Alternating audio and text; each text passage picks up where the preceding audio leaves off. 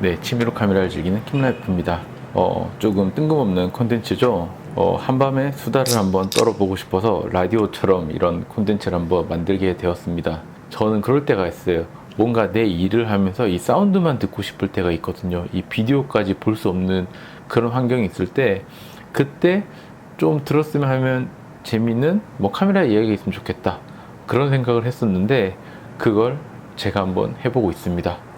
그 대부분의 이제 그런 카메라 유튜버들, IT 유튜버들은 이 성능에 대해서 보통 얘기를 많이 하는데, 물론 저도 그렇게 성능에 대해서 많이 이야기를 하고 있긴 합니다. 근데 그것보다도 그냥 이런저런 카메라 이야기, 뭐 그런 것들을 라디오처럼 여러분들과 뭐 소통을 해보려고 이번 콘텐츠를 만들게 되었습니다. 다른 건 아니고, 오늘은 제가 그 라이브를 하나 하고 왔거든요. 그래서 그 라이브를 하면서 느꼈던 생각들, 제가 생각했던 것들을 뭐 말씀을 드리려고 합니다.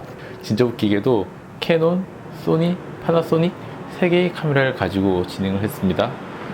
그러다 보니까 제가 이 카메라들에 대한 색감들을 어느 정도 좀 파악을 하게 되는데요. 사실은 뭐 이렇게 다룬 지가 2년이 넘어가지고 각 카메라들마다의 색감, 정확하게는 이 제조사들만의 색감에 대해서 어느 정도 파악은 하고 있습니다. 일단 캐논 같은 경우는, 캐논은 저는 풀샷 용도로 쓰고 있습니다. 뭐 렌즈가 그거밖에 없어서 풀샷으로 쓰고 있긴 한데, 제 생각에는 캐논은 진짜 피부톤은 깡패인 것 같습니다. 풀샷이라서 이 피부톤에 대해서 확실하게 알 수는 없지만, 그래도 이 전체적인 느낌들이 너무 예뻐요. 그 마치 비교하자면 그 반에 있는 아주 예쁜 여학생, 아주 잘생긴 남학생, 이런 느낌이에요. 누가 봐도 어우 괜찮네, 멋있네, 예쁘네, 이런 게 캐논의 색감이지 않을까 생각을 합니다. 오늘도 이 출연자분이 뭐 실물도 예쁘시긴 한데 이 카메라에 담기는 모습이 너무 예쁘더라고요. 그래가지고 캐논을 풀샷으로 쓰고 있긴 하지만, 뭐 제 장비가 아니지만 조금만 더 여유가 된다면 캐논 장비를 더 늘리고 싶을 정도로 뭔가 컬러감들이 정말 잘 뽑히고 있었던 것 같습니다. 뭐 컬러가 잘 뽑혔습니다. 그리고 파나소닉도 사용했었는데, 이 파나소닉은 그 상반신을 타이트하게 가져가는 걸로 촬영을 했었습니다. 이제 포커스는 이제 매뉴얼 포커스로 두고 진행을 했었고, 이 파나소닉은 되게 뭐라고 해야 될까? 이 오가닉하다는 느낌이라고 해야 할까요? 뭔가 내추럴하고 뭔가 날것의 느낌이 납니다. 이게 막 색상이 막 진하거나 쨍하거나 이런 게 아니라, 이 뭔가 톤 자체가 차분하게 깔아앉아 있는 느낌입니다. 그 와중에서도 컬러를 조금 풍부하게 보여준다는 거. 이게 그 파나소닉으로 라이브를 하게 되면은 전체적인 톤이 그 약간 그 고급스럽다고 해야 되나? 이 럭셔리하다는 느낌이 조금 더 잘 어울리는 것 같아요. 뭐 저만 카메라를 보는 게 아니고 거기 계신 분들도 이제 카메라를 보는데, 딱 보면은 파나소닉은 뭔가 영화의 질감? 뭔가 느낌이 조금 다르다라고 얘기를 많이 해주거든요. 그래서 이 파나소닉은 뭐 피부톤이 좋다 이런 게 아니라 전체적으로 뭔가 분위기가 굉장히 고급스럽게 표현한다? 뭐 이런 느낌이 드는 것 같습니다. 자, 그리고 소니도 있었죠. 소니는 알파7 마크4를 운영하고 있습니다. 제 채널에서는 이 카메라를 다루고 있지 않는데 실제로 저는 굉장히 많이 만지고 있거든요. 그리고 렌즈는 이제 2470 아니지 70-200 F4 조리개 렌즈로 이제 타이트하게 클로즈업 샷을 가져가는데, 이 소니 관계자분들한테 정말 죄송하지만 소니는 색감이 제 스타일은 아닌 것 같습니다. 알파7 마크4의 큰 장점이라면 제가 보기에는 색감이 아니라 그 뭐죠? 피부 보정되는 기능? 그 기능이 있잖아요. 그게 가장 꿀기능인 것 같아요. 근데 이게 색상을 만지는 게, 캐논이랑 파나소닉은 바디에서 설정을 최대한 맞춰주면은 비슷한 무드로 톤을 잡아낼 수가 있거든요. 근데 이 소니만큼은 캐논이나 파나소닉과 색상을 붙이는 게 정말 어려워요. 캐논의 그 피부톤, 그리고 파나소닉의 뭔가 진정되어 있고 차분한 느낌, 이런 것들을 표현하는 게 조금 힘들거든요. 제가 뭐 FX30이라는 카메라도 쓰고 있긴 하지만, 이게 소니는 약간 디지털적인 느낌이 강하긴 합니다. 이 감성을 자극하는 그런 느낌이 없어요. 제가 또 비교하자면은 그냥 그 반에서 정말 돈이 많고 공부도 열심히 하고 그냥 엄친아 같은 느낌? 엄친한데 굉장히 차가워요. 다 잘하는데 따뜻한 감정이 없어. 약간 이런 느낌에 가까운 것 같습니다. 그래서 뭐 안 좋다라는 게 아니라 상대적으로 캐논과 파나소닉과 섞어서 이 색상을 맞추려고 할 때 뭔가의 이질감이 있다라는 생각이 조금 들고 그래서 이 라이브 현장에서 알파7 마크4는 그 클로즈업에서 상품의 오토포커스를 찾는 용도로밖에 사용을 안 하고 있습니다. 이 피부톤을 건드리지 않는 쪽으로 조금 쓰고 있고 역시나 이 오토포커스가 거의 넘사벽이기 때문에 그냥 사물을 빨리 찾아내고 사람을 빨리 찾아내서 핀이 나가지 않게 그 용도로 소니는 사용하고 있습니다. 라이브 같은 경우는 이 색상을 이렇게 만지고 후보정하고 이런 것들이 사실상 불가능하거든요. 그러다 보니까 카메라 바디 내에서 가장 좋은 설정으로 좋은 분위기를 만들어내야 하는 건데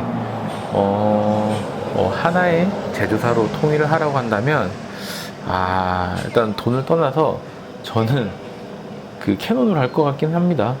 캐논의 그 화사한 피부톤과 전체적인 분위기 있는 느낌들이 이게 저뿐만 아니라 이 보는 분들이 굉장히 즐거워할 것 같다라는 생각이 들고요. 그 다음으로 제조사를 통일하라고 한다면 저는 파나소닉을 할 것 같습니다.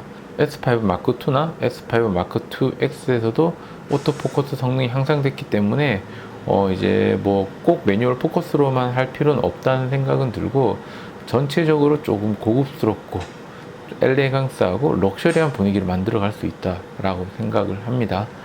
근데 자, 이런 상황에서 캐논 같은 경우는 제가 쓰는 카메라는 그 미니 HDMI를 쓰고 있어서 그나마 안정적인데 캐논의 미러리스 카메라들은 아시잖아요. 전부 다 마이크로 HDMI 단자라는 거. 그 말인즉 라이브에 사용하기에는 조금 불안정한 포트를 가지고 있는 게 가장 큰 단점입니다. 제가 S5를 쓸 때도 그 마이크로 HDMI 단자를 써서 라이브를 잘 진행을 했었거든요. 물론 이제 스몰리그에서 나온 변환 어댑터를 달아가지고 사용을 했었는데 근데 결국은 어떻게 저렇게 막 치이고 하다 보니까 단자가 휘어져 있더라고요. 근데 이 실시간 라이브 현장이 굉장히 중요하잖아요. 현장에서 뭔가 실수가 사고가 없는 게. 근데 마이크로 HDMI 단자는 조금 많이 불안하더라고요. 네, 뭐 어쩌다가 또 이렇게 또 이야기가 깊숙이 파고든지 모르겠는데 뭐 일단은 뭐 캐논, 파나소닉, 소니 제가 실시간으로 계속 쓰고 있는 이 카메라들의 색감에 대해서 제가 생각하는 부분들을 말씀을 드렸고 제가 니콘을 사실 거의 사용을 안 해봤기 때문에 옛날 DSLR 시절을 빼고는 사용하지 않았거든요. 미러리스는 사용을 해보지 않았고 그래서 따로 말씀드리기가 어렵고 그리고 후지필름 같은 경우는 저는 개인적으로 굉장히 좋아하는 카메라 제조사긴 하거든요.